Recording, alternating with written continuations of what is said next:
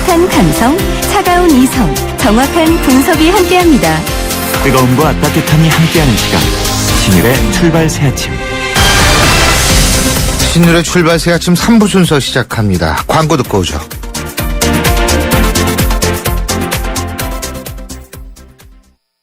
메리 쉐비, 크리스마스. 쉐보레, 스파크, 크루즈, 캡티바 구매 시 최대 3년 무이자 할부. 3년 이상 된 차량 보유 고객이 스파크, 크루즈, 말리부, 올란도, 캡티바, 알페온 구매 시 30만 원 추가 할인. 전시장 및 홈페이지 참조, 일부 모델 제외, 12월 31일까지. Chevrolet, find new roads.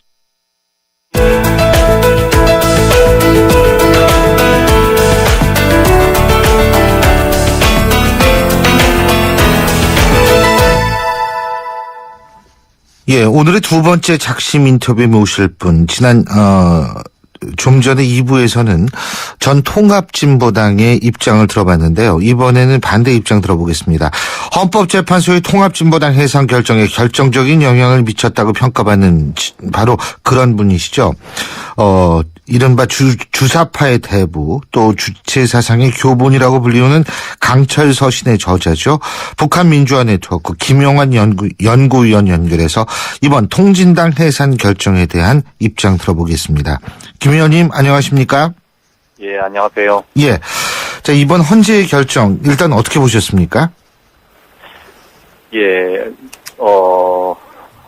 그동안 통합진보당에 대한 정복 논쟁이 여러 차례 있어서 국가적 혼란과 공론 분열 현상도 있었는데, 그러나 어쨌든 헌법재판소가 8대2라는 커다란 차이로 압도적으로 통합진보당이 정복 성향이고 대한민국 헌법이 보호할 수 없는 범위에 있는 정당이다, 이런 것을 명확히 해서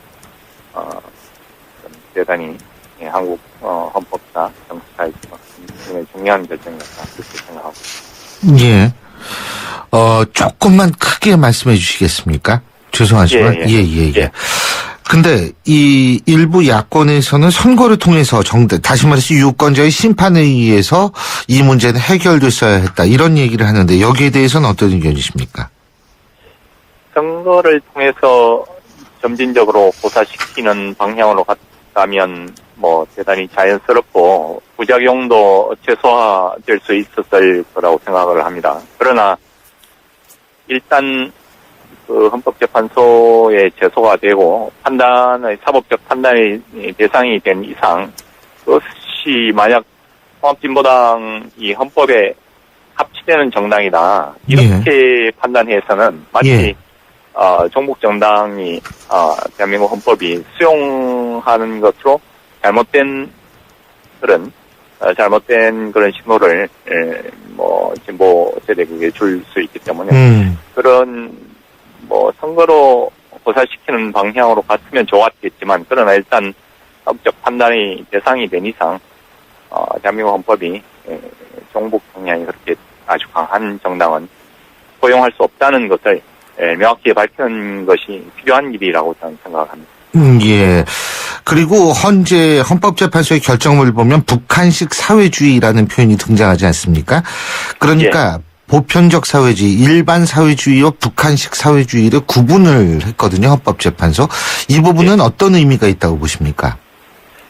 북한은 사실 정통 사회주의와도 완전히 다를 뿐만 아니라 정통 사회주의를 변형한 현대 각종 네오마르크스주의와도 완전히 다른, 사실 어떻게 보면 어떤 수령 독재가 지금 거의 3대 세습에 이르면서 거의 왕조와 비슷한 수준에까지 이르렀는데, 그러한 어떤 북한식 사회주의가 일반 사회주의와는 대단히 많이 다른 어떤 별종 사회주의다, 이런 인식이 광범위하게 확산되어 있다고 저는 생각합니다. 그런 인식을 헌재에서 수용한 것이 아닌가, 그렇게 판단합니다. 그러니까 다시 말해서 보편적 사회주의라는 이른바 진보에 대한 진보적 정당에 대한 결정이 아니라 북한식 사회주의라는 아주 특수한 이념에 대한 결정이다, 이렇게 봐도 된다는 말씀이십니까?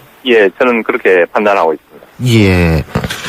또 한 가지, 법무부의 증인으로 참석을 하셨지 않습니까? 그래서, 예. 구민노당이 북한의 자금으로 선거를 치렀다, 이런 증언을 하셨었죠? 맞습니까?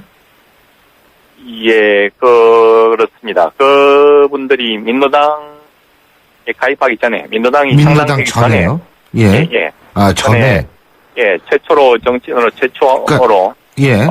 데뷔하던 그런 선거에서 그때 당시엔 민노당이 없었죠? 예, 민노당은 없고 그렇죠. 그러니까 민노당은 아니었군요. 그렇죠. 예. 근데 어쨌든 이 증언이 헌법재판관들의 재판관들의 판단에 결정적인 영향을 미쳤다. 동의하십니까? 예, 중요한 판단 근거 중에 하나였다고 그렇게 생각하고 있습니다. 예. 물론 김영환 연구위원의 얘기만 들은 건 아니고 다른 증거가 있었겠죠? 그렇지 않나요? 예, 맞습니다. 많은 증거들이 있었습니다. 예. 그런데 제가 이제 사실 여기에서 이제 말씀 좀 여쭙고 싶은 게 두 가지가 있는데, 일단은 과거 이 민노당 생기기 전에 이 일부 정치인들이 북한의 자금으로 선거를 치렀다, 이 부분과 현재의 통진당을 묶기에는 논리적 벽이 많다라는 지적도 있는 것 같아요. 이 부분에 대해서 어떻게 보십니까? 그러니까 일단 과거 민노당, 예. 민노당과 현재 통합진보당은 사실 연결고리가 대단히 많습니다.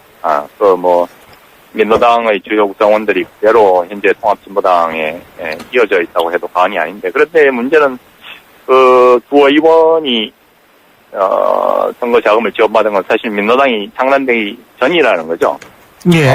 그런데 문제는 이 두 사람이 설사 그것이 북한에서 지원되는 것을 당시에 몰랐다고 하더라도, 제가 15년 전에 이 사실을 국정원 진술, 검찰 진술, 그리고 더 나가서 법원 진술에서까지 다 얘기한 사실이고, 아마 본인들도 그것을 다 전에 들었을 것이 거의 확실한데, 예. 만약 책임 있는 정치인으로 나선 상태에서 그런 것을 명확히 그런 부분에 대한 어떤 책임의식을 가지고 북한에 대한 입장, 혹은 정복 문제에 대한 입장, 이런 부분에 대해서 입장을 명확히 정리하고 예. 나갔어야 되는데, 그렇지 않다는 것은 제가 볼 때는 대단히 대한민국의 책임 있는 정치인으로서 상당히 적절하지 않은 자세고, 더 나가서 본인의 어떤 정복 성향, 이런 부분에 대해서 상당히 뭔가 명확하게 정리하지 않은, 그러니까 본인이 정복 성향일 가능성이 많다는 것을 아예 출발부터 상당히 시인하고 출발한 것이 아닌가, 저는 그렇게 생각합니다. 예. 근데 민노당 같은 경우에는 PD 계열도 있었지 않습니까? 그렇지 않습니까? 예, 민노당은 PD 계열이 있었습니다. PD 계열이 맨 처음에 전에, 좀 주도적인 역할을 하다가 이른바 용산 사건인가요? 그것 때문에 NL 계열이 완전히 장악하게 되는 그런 과정을 거쳤지 않습니까? 그러니까 민노당 전반에 관한 문제라고 보기는 힘든 측면이 당연히 있죠. 그렇죠? 예, 민노당 전기, 민노당 후기 이렇게 나눌 수 있는데, 예. 민노당 초기에는 PD 그룹이 굉장히 많았죠. 그러니까 이분들은 종북하고는 전혀 상관이 없는 분들이잖아요. 예, 그렇죠. PD 그룹은 정보하고 상관은 없지만, 그러니까 민노당 초기에는 PD 그룹이 주도했고, 민노당 중기에는 주사파가 주도하고 PD 그룹도 참여하는, 민노당 후기에는 아예 PD 그룹은 탈당. 그렇죠. 예, 주사파만 있는 그런 상태였는데, 근데 민노당 초기 활동을 지금 문제 삼는 것이 아니고, 그렇죠. 법무부에서도 예. 주사파가 주도하기 시작한 이후의 민노당 활동을 문제 삼는 것이고, 어떤 북한 선거 자금 문제도 민노당 전체의 문제가 아니라 어떤 두 사람의 정치인의 태도 문제, 이런 것으로 보고 있는 것으로 그렇게 저는 생각하고 있습니다. 그것과 연계되어 있는 부분인데요. 헌법재판소의 결정문 보도 자료에 따르면 이런 문구가 있습니다. 피청구인 주도 세력은 과거 민혁당 및 영남위원회, 실천연대, 1심회, 한청 등에서 자주민주 통일 노선을 제시하면서 북한의 주장에 동조하거나 북한과 연계되어 활동하고 북한의 주체 사상을 추종하였다. 이런 문구가 지금 들어가 있거든요. 헌법재판소에. 그렇다면 자, 민혁당과 관련이 있다라는 것이 헌법재판소의 판단인데 저희가 2부에서 전 통합진보당의 김재현 전 의원과의 인터뷰에서 제가 여쭤봤습니다. 민혁당과의 연계관계, 인적이라든지 이런 연계가 있냐 그랬더니 전혀 없다라고 얘기를 했거든요. 이 부분에 대해서 어떻게 생각하십니까?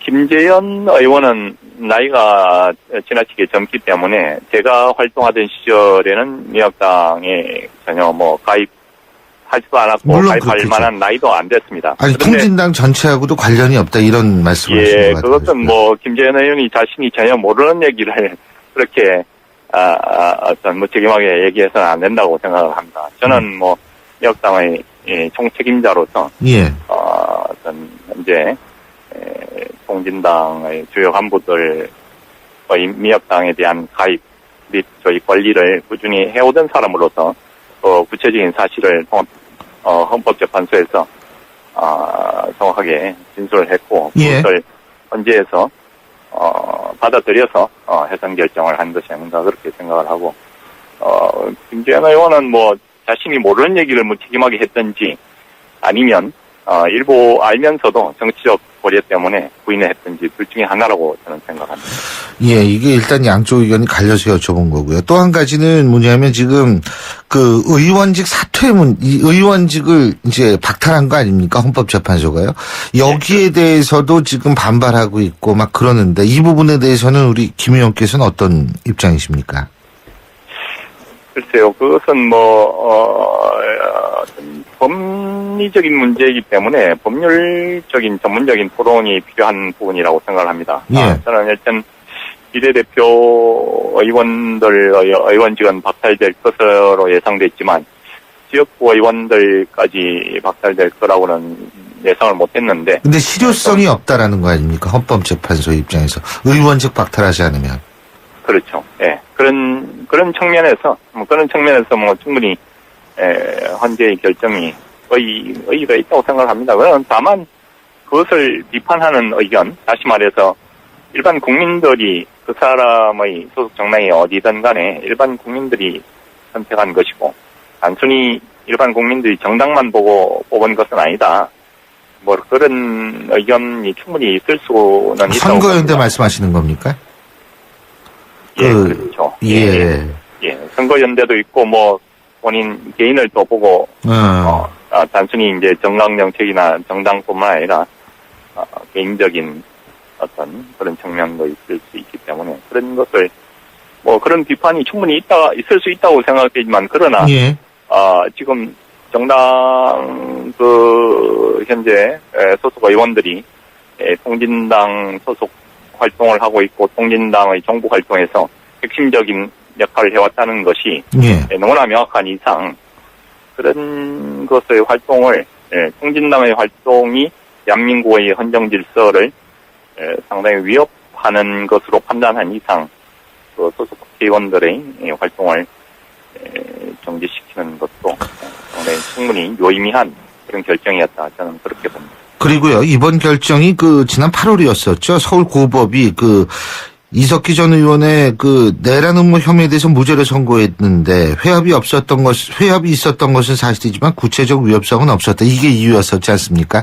자, 그렇다면 이번 헌법재판소의 결정이 대법원 판결에 일정 부분 영향을 미칠 거라고 보십니까? 어떻게 보십니까?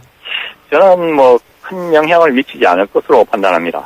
일단 현재의 판결은 넓은 의미에서 민사의 범죄에 속하는 것이고, 이석기 전 의원 재판은 형사재판이기 때문에 형사재판은 좀 훨씬 더 엄격하게 판단하는 그런 측면이 분명히 있습니다. 그래서 설사 그것이 내란을 엄모하는 그런 성격의 집회라고 하더라도 내란 음모죄로 처벌할 정도의 구체성을 갖고 있느냐 없느냐 예. 그런 부분에 대한 어떤 법관들의 판단이었기 때문에 그런 것은 뭐 물론 당연히 대법원에서 대법관들이 달리 생각한다면 뒤집힐 가능성도 있지만 그러나 그 헌재의 결정이 큰 영향을 미칠 것으로 생각하지는 않습니다. 예.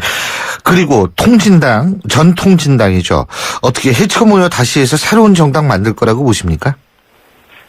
당연히 그런 방향으로 추진할 것으로는 생각을 합니다. 그러나 결코 쉽지는 않을 것이다. 왜요? 다시 말해서 어떤 누가 봐도 명확한 대체 정당을 만든 경우에는 어떤 당구에서 정당 만드는 걸 접수를 하지 않을 것으로 판단이 되고 왜냐하면 대체 정당을 금지했기 때문에 예.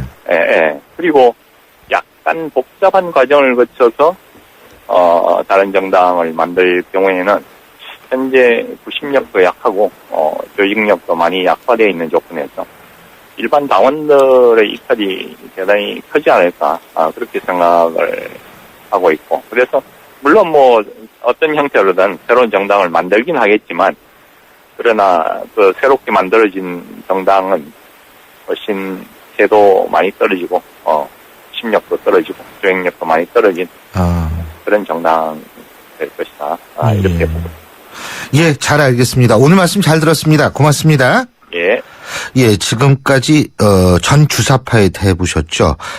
이른바 강철 서신의 저자 북한 민주화 네트워크 김영한 연구위원이었습니다.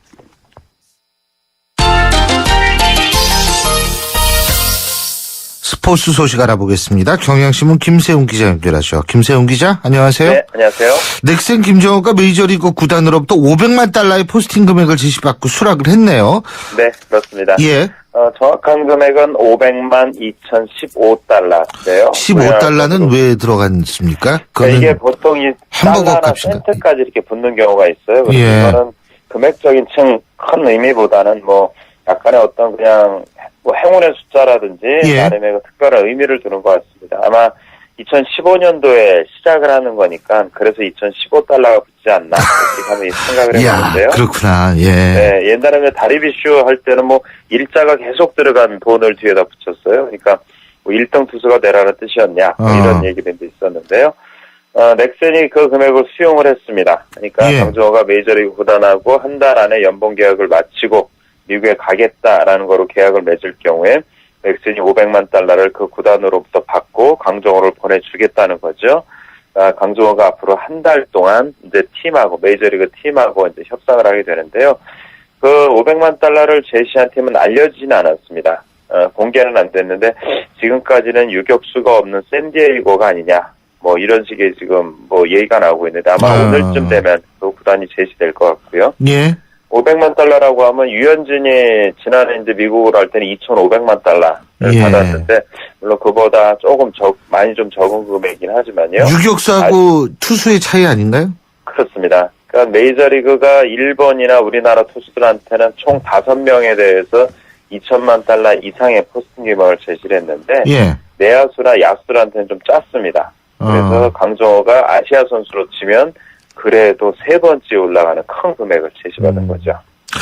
그리고 우리나라 쇼트트랙이 여자 쇼트트랙이에요. 또 다른 색별이 등장했다고 그러는데 잘 됐어요. 고등학생이라며요. 네. 이제 심석희 선수가 17살 세화여고 다니는데요. 그 심석희 선수보다 1살 어린 최민정입니다. 서현고 다니고 16살인데요. 어제 목동에서 월드컵, 쇼트트랙 월드컵 4차 대회가 끝났습니다. 최민정이 1500m에서 우승을 차지했습니다. 2차 대회에서도 1500m 우승, 3차 대회에서는 1000m 우승을 했는데요. 이번 대회에서는 시범 종목으로 열린 3000m하고 어제 1500m까지 석권하면서 2관왕에 올랐고요. 예. 심석희가 감기 몸살로 기권을 했거든요. 그래서 좀 걱정을 많이 했는데 오히려 최민정이라는 또 다른 스타가 나타내면서 심석희의 공백을 메웠습니다. 예. 심석희 선수는 키가 크고 탁월한 신체 조건으로 체력도 좋고 한 반면 최민정은 스케이트에 힘을 실으면서 폭발적인 순발력이 상당히 좋은 선수입니다. 그러니까 두 선수가 서로 엎치락뒤치락 하면서 경쟁을 하게 되면은 1500m나 1000m 이 두 선수의 주종목인데요. 이 종목에 금메달을 딸 수 있겠고 또 계주에서도 역시 금빛 낭보를 전할 수가 있겠죠. 어린 선수들이 계속 부상 없이 선의 경쟁을 해나갔으면 합니다. 예, 그리고 우리나라 배드민턴 남자 복식의 간판이죠. 이용대 선수하고 유연성조가 국제대회 왕중왕전에서 우승을 했다고 그러네요. 예, 두 선수가 남자 복식 세계 랭킹 1위입니다. 어제 아랍에미리트연합 두바이에서 세계 배드민턴 선수권 대회 슈퍼 시리즈 파이널 남자 복식이 열렸는데요. 예. 여기에 중국조인데 세계 랭킹 7위 중국조를 2대1로 꺾고 우승을 차지했습니다. 예. 슈퍼 시리즈 파이널이라고 하면요, 이제 대회마다 가중치가 있는데, 올림픽하고 세계선수권 그 다음으로 등급이 높은 대회입니다. 그러니까 거기서 우승을 했다는 거는 뭐 그만큼 우리 선수들이 세계 최고다라는 걸 다시 한번 입증을 했다는 거고요. 예, 예. 2008년도 첫 대회에서 우리나라 선수 한번 이 대회 우승을 한 적이 있거든요. 예. 그러고 나서 우승을 못했는데 오래간만에 두 선수가 우승의 소식을 전해왔습니다. 예, 알겠습니다. 오늘 소식은 여기까지 듣겠습니다. 고맙습니다. 네, 고맙습니다. 지금까지 경향신문 김세훈 기자였습니다. 윙가드 뿌니고의 박구윤이 전하는 우리집 행복지킴이 윙가드. 가정의 안전 항상 걱정되시죠? 스마트 방범창 윙가드가 강한 내구성과 스마트폰 알림 서비스로 가정의 행복을 지킵니다. 1516-7310 Smart Security Window, 윙가드. 국민 여러분, 드디어 전국 8만여 공인중개사가 운영하는 부동산 사이트가 등장했다는 속보입니다. 이름하여 K렌. 정부가 지정하여 신뢰할 수 있는 K렌은 전국 부동산 알짜 매물만 등록되어 있다고 합니다. 지금 바로 접속하세요. KREN, 한국공인중개사협회 K렌. 예, 여러분들 통합진보당 문제에 대해서 많은 의견 보내주고 계신데요. 그중 몇 분을 선정해서 올해 아마존 최고의 책으로 선정된 제로투 원을 보내드리겠습니다. 신율의 출발 새 아침 3부 순서는 여기서 줄이고요. 잠시 뒤 4부에서 뵙겠습니다. 대한민국 사장님들, 이보영이에요. 사업하면서 힘든 일 참 많으시죠? 이젠 노란 우산 공제 꼭 챙기세요. 갑작스레 소나기가 와도 우산 하나 챙겨놓으면 걱정 없잖아요. 소득 공제는 물론 복리이자에 목돈 마련 저축도 되고 법으로도 보호되니까 노란 우산 공제 하나면 마음이 든든. 50인 미만 소기업, 10인 미만 소상공인 사장님이라면 누구나 가입하실 수 있대요. 창업할 때 가장 먼저, 사업할 때 가장 가까이. 참 든든한 동행, 노란 우산 공제. 이 캠페인은 중소기업 중앙회와 함께합니다.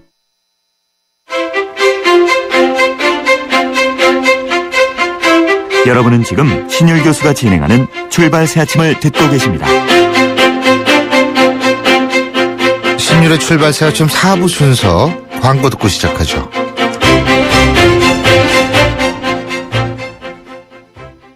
어르신들의 근육을 풀어드리고 싶다는 몸짱 트레이너들. 기프트카 쉐어링을 신청해 강원도 유촌리 마을을 찾았답니다. 아이 시원하다. 아이 기프트카 덕분에 표정까지 확 풀리셨네요. 누구나 이용할 수 있는 모두의 차 기프트카 쉐어링. 기프트카 홈페이지에서 신청하세요. 현대자동차 그룹. 새로운 셰프 쿠쿠 하이브리드 에코레인지를 소개할게요. 요리는 더 빠르게, 화력은 더 강하게, 보온 기능까지 더 똑똑하게. 쿠쿠, 이번에도 감동이죠? 생활을 더 맛있게, 더 멋있게. 쿠쿠 하이브리드 에코레인지. 메리 쉐비, 크리스마스. 쉐보레, 스파크, 크루즈, 캡티바 구매 시 최대 3년 무이자 할부. 3년 이상 된 차량 보유 고객이 스파크 크루즈, 말리부, 올란도, 캡티바, 알페온 구매 시 30만 원 추가 할인. 전시장 및 홈페이지 참조. 일부 모델 제외. 12월 31일까지. Chevrolet, find new roads.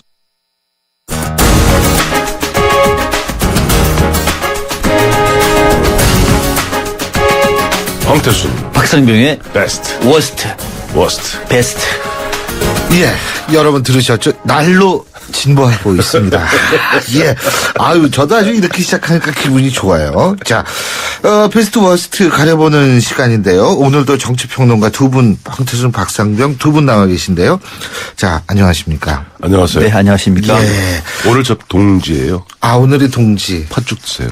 팥죽. 그리고 이 주역에 의하면 네. 사실은 내년 기후는 바로 오늘 이후부터 들어옵니다. 맞습니다. 그죠? 오늘이 동지가 해가 바뀌는 건 아닌데. 그러니까 낮의 길이가 제일 짧아지는데 내일부터 낮의 길이가 이제 늘어나기 시작하거든요. 예, 그렇죠. 그렇기 때문에 새해의 기운이. 새해의 기운은 오늘 사실 내일부터예요. 맞습니다. 예.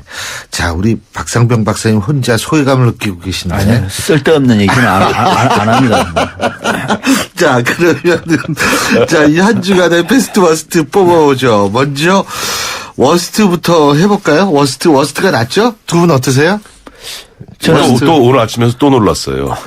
그 지난주에도 말씀드렸습니다만 사실 이제 어제 저녁쯤 되면은 그 전날 저녁에 저희가 이제 우리 담당 김혜민 PD나 네. 이제 이영선 작가한테 나는 이런 사람 하겠다 이제 문자로 보내거든요. 네. 그러니까 사실 박 박사가 누구를 정했는지 저는 몰라요. 오늘 서로 모르시죠? 그 아침에 와서 저도 몰라요. 저도. 아침에 대본을 보고 갑니다. 대본 네. 아침에 어머니 5분 전에 보았더니 워스트가 또 같아요. 그럼 워스트부터 할까요? 일치에. 그렇죠. 동시에. 네. 자, 잠깐만요. 누구 주셔야죠. 자, 두 분 다 동시에 하나, 둘, 셋. 워스트. 문희상. 이야, 참.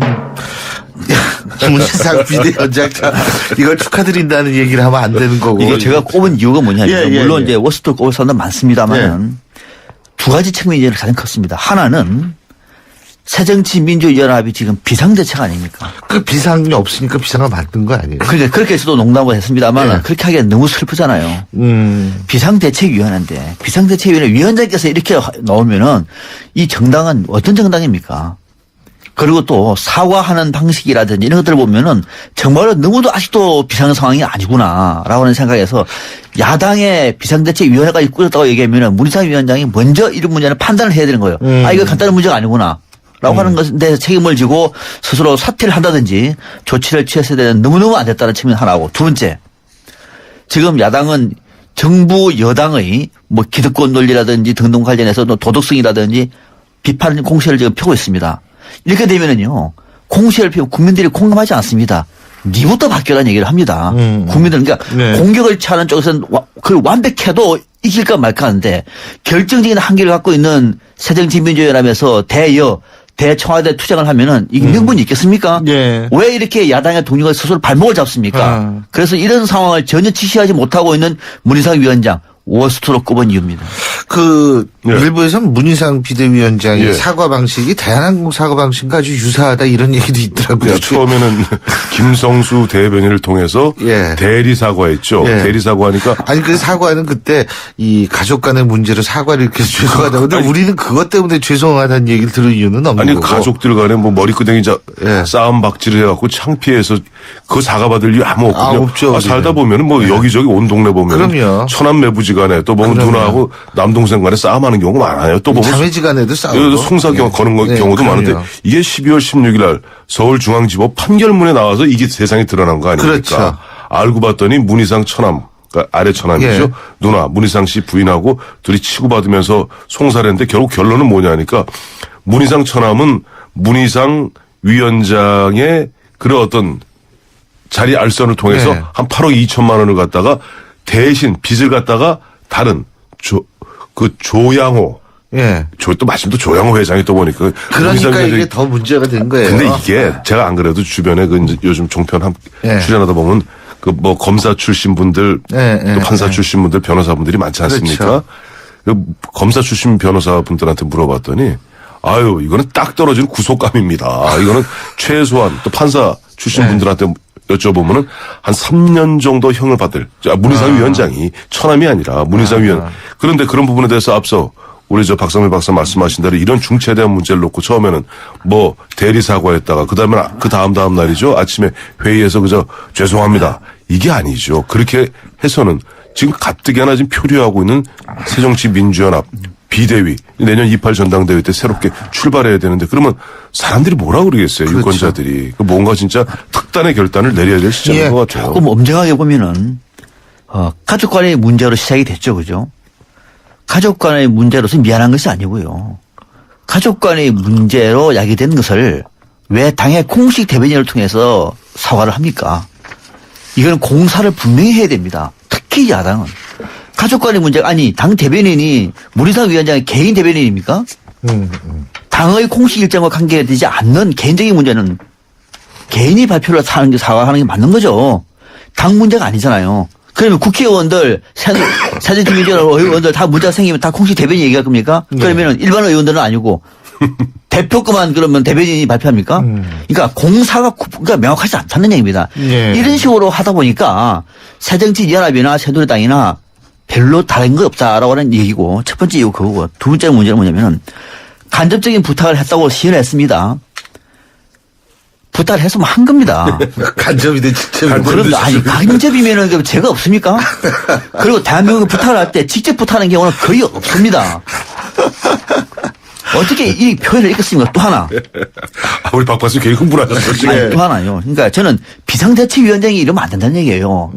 또 하나가 처남이 특혜를 입었다면 가정법이죠. 가정법입니다. 아니 입었는지 아직도 모르십니까? 법원에 판결 났어요. 1년에 1억 원씩을 받는데 2004년대에 특혜를 일도 안 하고 특혜를 입었다면은 아니 왜 이렇게 생각이 아니랍니까? 특혜가 아니라 엄청난 특혜인 거죠. 이걸 사과할 때 특혜를 입었다면 죄송하다. 한번 물어보고 싶어요. 아직도 특혜인지 아닌지 모르십니까? 그러면은 문희상 위원장이 생각하는 특혜는 뭡니까? 근데 우리 박 박사님이 오늘 조금 흥분하셨어요. 근데 아까 이제 간접 부탁이라는 얘기 했잖아요. 근데 간접 부탁 사실 보면 문희상 위원장의 근데 보좌관이 보면 처남하고 손잡고 간 거예요. 보좌관이 갔으면 본인이 직접 한 겁니다. 그쪽에서는 그렇게 받아들일 수밖에 없죠. 아니, 보좌관이 간 거고 두 번째는 아니, 모르는 사람이라면 순진해서 그냥 그런다고 생각해요.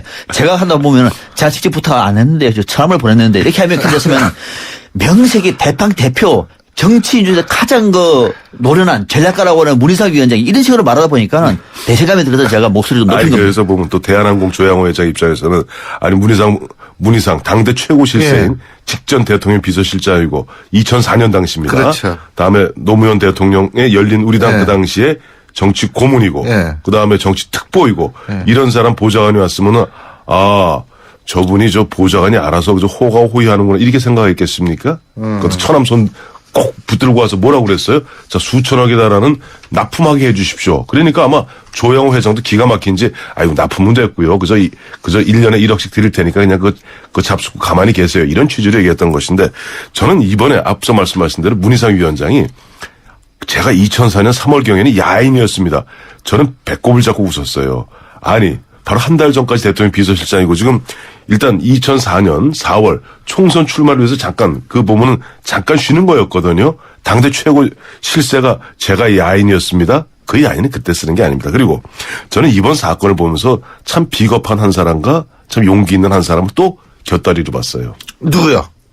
비겁한 사람은 사실 김무성 새누리당 대표입니다. 그리고 그 부분에 대해서는 절대 뭐 무슨 이런 방구도 하지 말고 심지어 대변인들에게 어떤 논평도 내지 말라고 얘기하지 않았습니까? 왜 그러죠? 그럼 그 이유는 꼭 한번 다시 다음 주에 밝혀보겠고요. 이 용감한 사람은 새정치민주연합의 조경태 의원입니다. 조경태 의원 아마 지금 야당은 입 딱 다물고 있고 바로 우리 방송에서 문희상 비대위원장 나가라고 그런 거예요. 그 처음으로. 어딜 나가라고요? 자기가 정리를 해야 된다. 신변 정리를 해야 된다. 그렇죠. 거취를 결정해야 된다. 거취를 결정. 바로 우리 여야 의원 통틀어서. 근데 사실 그게 주제가 아니었는데 뉴스에 그것만 뜨더라고요. 딱 한 사람이에요. 딱 한 사람. 그러니까 앞서 말씀하신 대로 김무성 대표가 함구령 내렸기 때문에 새누리당에서는 일제 얘기 안 합니다. 새정치민주연합 입장에서 어쨌든 비대위원장이니까 또 이야기 안 합니다. 유일하게 298명 의원 중에서 아니 200 몇 명이죠? 298명은 맞습니다. 지금 2명이 이제 비례대표가 됐으니까요. 아니죠. 5명 없어졌으니까 지금 5명 없어졌는데. 네, 하여튼 좋아요. 300명 잡죠. 정원은 298이 됐죠. 하여튼 300명 국회의원 중에서 유일하게 그 문제에 대해서 국민의 편에서 목소리 낸 사람은 조경태 의원이죠. 근데 조경태 의원 목소리가 나오는데 그거 여기서 방송했다고요? 네. 저희가 처음. 대단합니다. 아니, 대단하다고 한 게 아니고 이분이 당대표 선거에 나가셔가지고 그것 때문에 인터뷰를 했는데 제일 처음에 그걸 여쭤봤어요. 그래가지고 했더니 이 거취를 빨리 결정해야 되는데 언론에서 그것만 봤더라고요. 이분은 당대표 나간다는 얘기 별로 안 받고. 역시 좋은 방송은 핵심을 찌른다는 생각이 듭니다. 핵심이 아니고요. 잘하셨습니다. 잘했는데. 저는요, 문희상 위원장이 개인적으로는 참 정말 훌륭한 정치인입니다. 저는 잘 압니다. 또 그동안 정치 이력을 보더라도 누구나 높게 평가할 뿐인데 저는 그런 개인적인 것도 넘어서 지금 당이 처한 상황을 보면은 좀 눈물 나는 겁니다. 이런 상황에서도 네. 새누리당 지지율이 반밖에 안 되고요. 알겠습니다. 더더욱 희망이 없습니다. 이 정당에. 희망이 없고 아무리 정부 여당을 비판해 본들 비판하면 할수록 더 점수가 깎이는 정당을 본 적이 있습니까? 예. 왜 그럴까를 생각해 보면은 문희상 위원장 정도 되면 생각을 할 줄 알아야 되는 거예요. 아, 우리는 옳다고 생각하는데 우리는 특혜를 안 입었다고 생각하는데 국민들은 그렇게 보지 않구나. 제일 먼저 그 바람을 느껴야 할 분이 비상대책위원장인데 비상대책위원장이 자신의 입장이 뭔지도 모르고 얘기하다 보면은 이건 정말로 국민들 입장에서는 속이 터지는 거죠. 야당이 이러니까 그런 면에서 이 정도 되면 비상대책위원장으로서는 빨리 자리를 내놓는 것이 정답이라는 말씀을 드리는 겁니다. 근데 비대위원장만 내려놔야 돼요? 그렇죠. 어차피 뭐. 저는 이 정도 되면 사실 문희상 위원장 그거는 재판에 맡길 문제고요. 오선 의원 오선 의원이잖아요. 그러면 그동안 이쯤 되면 의원직을 갖다 내놓겠다. 한 걸음 더 나가서 내가 스스로 아까 말씀하신 대로 잘못한 게 있는지 없는지 내가 검찰의 수사를 받겠다. 이렇게 나와 있어요. 검찰 수사를 보고 난 다음에 그런 의원직이 다 있으니까. 큰일 났어요. 판결이 났으니까. 지금 베스트 빨리 해야 된대요. 자, 그래요? 자, 이번 주에 베스트 이제 해보죠 뭐. 자, 주세요. 두구두구. 이번 주에 베스트 황현희.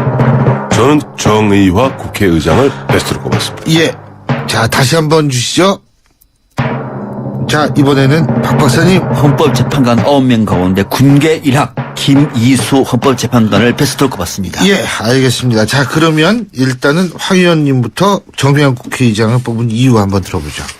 지난주죠. 지난주에 보니까 사실 뭐 국회의장 사실 그런 말하기 쉽지 않은데 대통령의 불통을 갖다 구체적 사례를 적시하면서 이래서는 안 된다. 아니 지난번에 김기춘 비서실장을 통해서 이제 국회의장 되자마자 요거는 대통령 직통 전화번호입니다. 대통령께서 직접 받으십니다. 라고 했는데 전화 2번이나 해도 전화를 계속 꺼져 있거나 안 받더라는 거 아니에요. 나중에 결국 조윤선 정무수석 통해서 죄송합니다.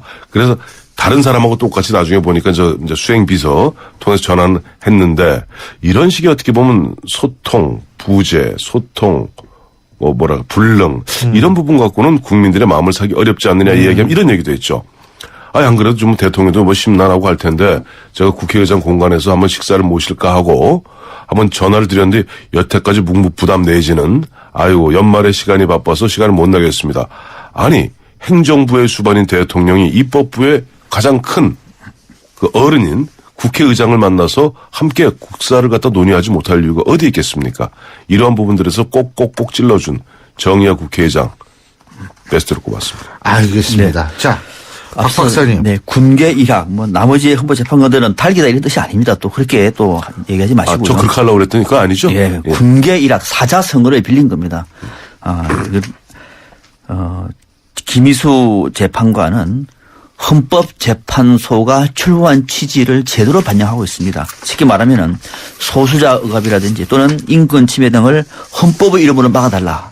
1987년 헌법체제가 부여한 헌재의 기능을 충실히 반영했습니다.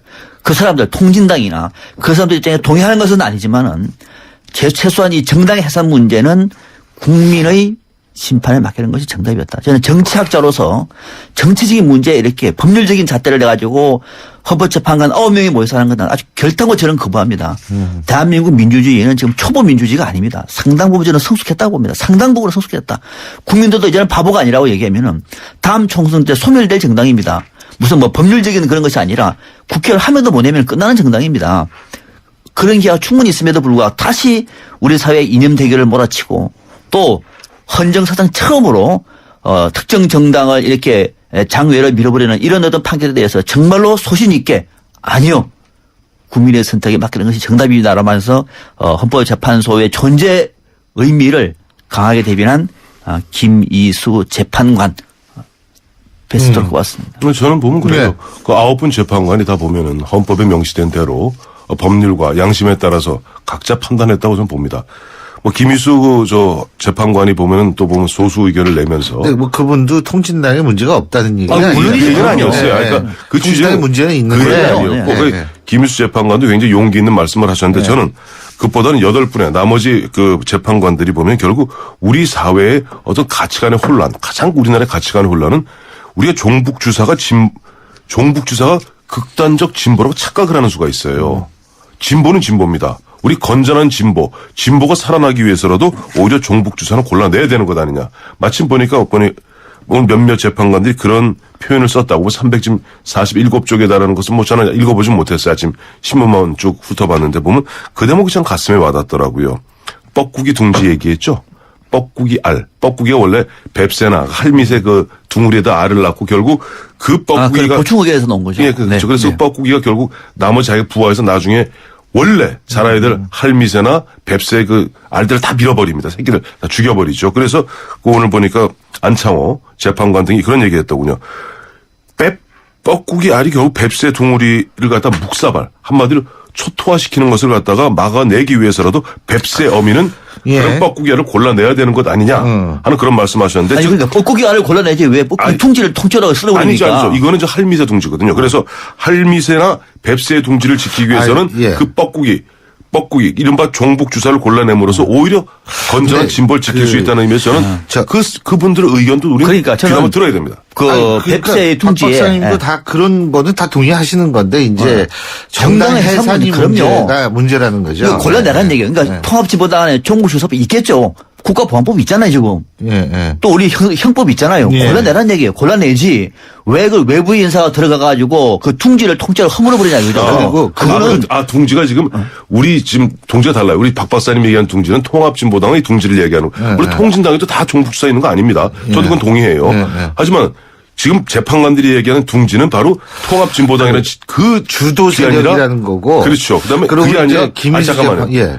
지금 이 재판관들은 이 둥지, 이 뱁새의 둥지는 대한민국이라는 민주주의 거죠. 체제를 얘기하는 겁니다. 다르죠.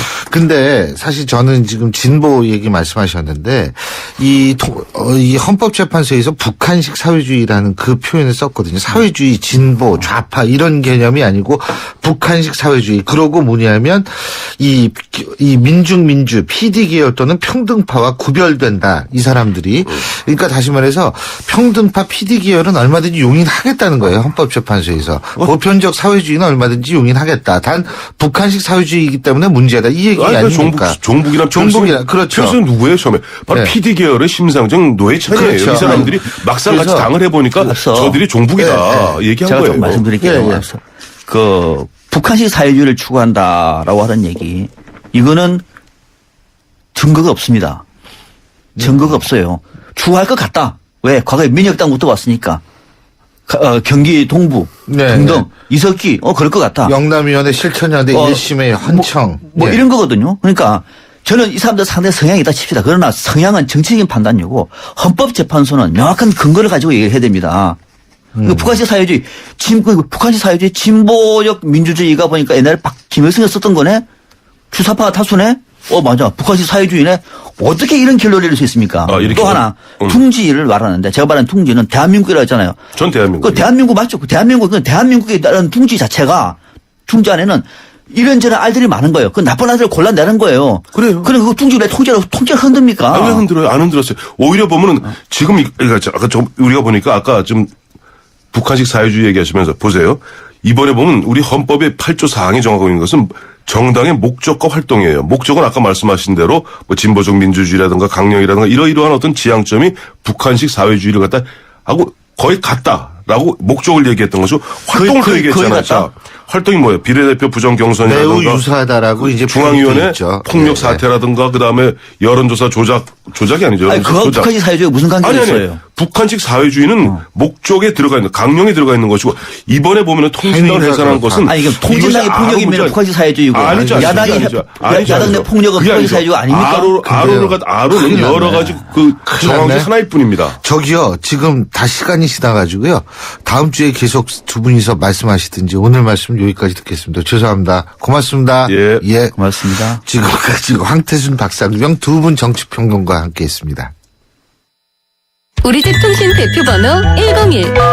TV지를 101로 인터넷을 101로 문보이도 101로 모두가 할 때 CCTV만 봐도 101로 함께 101. 우리집 통신은 101로 모두 다 해결해요.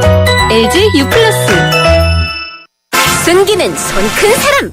토핑을 2배로 주니까 베이컨, 스테이크, 소세지, 오징어, 새우가 듬뿍 빵 끝엔 크랜베리 크림치즈와 애플 시나몬이 꽉 토핑이 2배. 쇼핑 king! 와, 맛도 2배네? 1588-5588 피자헛 지금 주문하면 미디엄 가격에 라지를. 거기 자네 꼴을 보니 어젯밤도 달렸구만. 지금부터 받아 적게. 이태백의 숙취비책. 헛개는 기본, 특허받은 복합 원료로 숙취 해소에 강하게. 이태백의 숙취비책. 특허까지 받았으니 이태백이 강추하네. 생명보험 우수인증 설계사 만나보셨어요? 고객 불만 건수 제로의 자부심, 고객을 위한 한결같은 성실함, 고객의 미래를 설계하는 전문성, 바로 생명보험 우수인증 설계사입니다. 믿고 신뢰할 수 있는 생명보험 우수인증 설계사가 고객님과 함께합니다. 생명보험협회. 예, 지금 스튜디오 창밖을 보니까 눈발이 상당히 흩날리고 있습니다. 여러분 어쨌든 오늘 하루 교통 조심하셔야 될 것 같고요. 신율의 출발새 아침, 오늘 순서는 여기서 줄이겠습니다. 전 내일 오전 7시 15분에 다시 찾아오죠. 고맙습니다.